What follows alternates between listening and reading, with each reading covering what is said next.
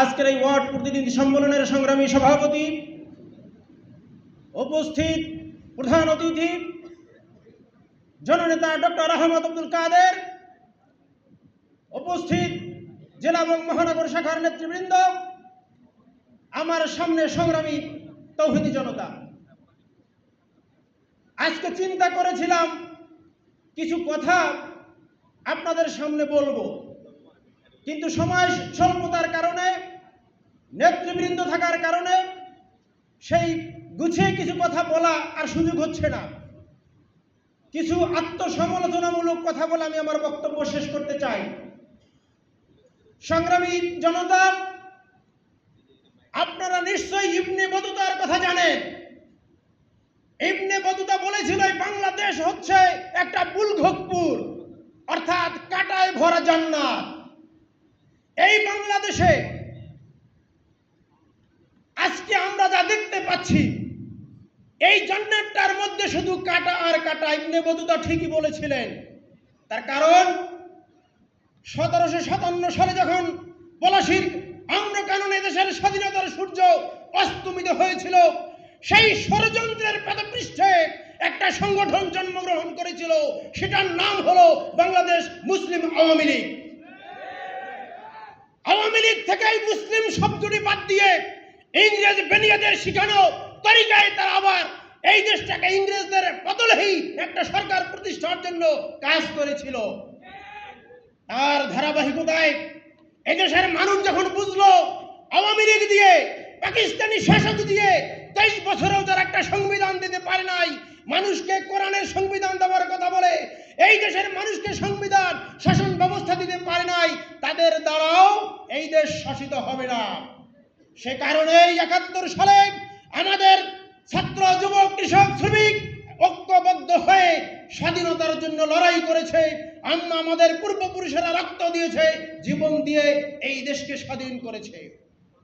স্বাধীন হওয়ার পর থেকেই আবার স্বাধীনতাটাকে এই আওয়ামী লীগ এবং তার দোসরেরা কুক্ষিগত করার জন্য, অপকৃষ্ট করার জন্য আবার ষড়যন্ত্র শুরু করেছে। আমরা দেখেছি 73-এর নির্বাচনের ভোট চুরি, যেখানে আপনাদের পীর সাহেব শেখ মুজিবুর রহমান ছিলেন। তিনি ভোট চুরি করে এই বাংলাদেশে ভোট চুরির ইতিহাস রচনা করেছেন। এরপরে 74-এর আমরা দুর্ভিক্ষ দেখেছি। এরপরে আমরা 75-এর অভ্যুত্থান দেখেছি। 75-এর অভ্যুত্থানের পরে মানুষ মনে করেছিল শান্তির বাতাস বুঝি বইতে শুরু করলো, কিন্তু না। স্পষ্ট হয়েছে 75-এর পরে যে সরকার এসেছে, 81-তে যে সরকার এসেছে, পর্যায়ক্রমে কোন সরকার এই মানুষের ভাগ্য পরিবর্তনের জন্য কাজ করে নাই। আমরা পাকিস্তান পিরিয়ডে শুনেছি 22 পরিবারের হাতে বাংলাদেশের সম্পদ, কিন্তু এখন দেখেছি 22,000 পরিবার আমাদের সম্পদ কুক্ষিগত করেছে। সংগ্রামী বন্ধুগণ, 71, 75, 90 এই আন্দোলনের পরে এদেশের মানুষ কোনো স্বাধীনতার সুখ পায় নাই। সর্বশেষ ছাত্র জনতা আবার ময়দানে নেমেছে। 24 জুলাই বিপ্লবে আমাদের জন্য একটা সুযোগ সৃষ্টি করে দিয়েছে। কিন্তু দুর্ভাগ্যজনক হলেও সত্য, আমরা খুব সন্তুষ্ট হয়েছি, হাসিনা বিদায় হয়েছে, এখন বোধহয় আমাদের ঘুমানোর পালা। এখন কি ঘুম না কাজ? কিন্তু এদেশের মানুষ ঘুমিয়ে গেছে। আমরা ঘুমোতে শুরু করেছি, মনে করেছি ফেসিবাদ বিদায় হয়েছে, শান্তি পেয়ে গেছি। না বন্ধু, শান্তি আসে নাই। আপনি শুনলে অবাক হবেন, হাসিনা বিদায় হয়েছে, ফেসিবাদ বিদায় হয় নাই। এক শ্রেণীর মানুষ মায়া কান্না শুরু করেছে, এইটা করেন না, ওইটা করেন না। তার মানেটা কি? তাদের দোষর।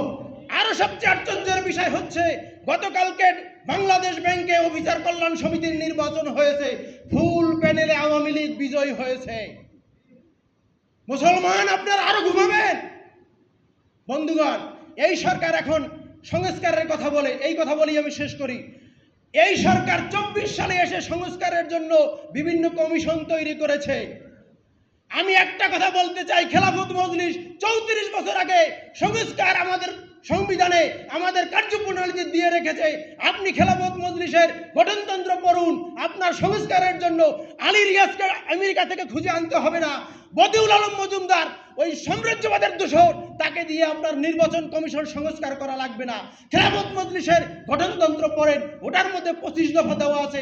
এই সংস্কার দিয়েই বাংলাদেশ চলবে, মানুষের স্বাধীনতা আসবে, শান্তি আসবে। শুধুমাত্র দায়িত্ব হচ্ছে খেলাফতের পক্ষে আমাদেরকে আওয়াজ তুলতে হবে। নবীর তরিকায় নামাজ, নবীর তরিকায় রাষ্ট্র চালাইতে হবে। এজন্য সবাইকে ঐক্যবদ্ধ হয়ে ময়দানে নামতে হবে। আসুন, আমাদের সামনে আমাদের সংগ্রামী মহাসচিব আছেন, যার জীবন এই দেশের মানুষের জন্য কোরবানি করেছেন।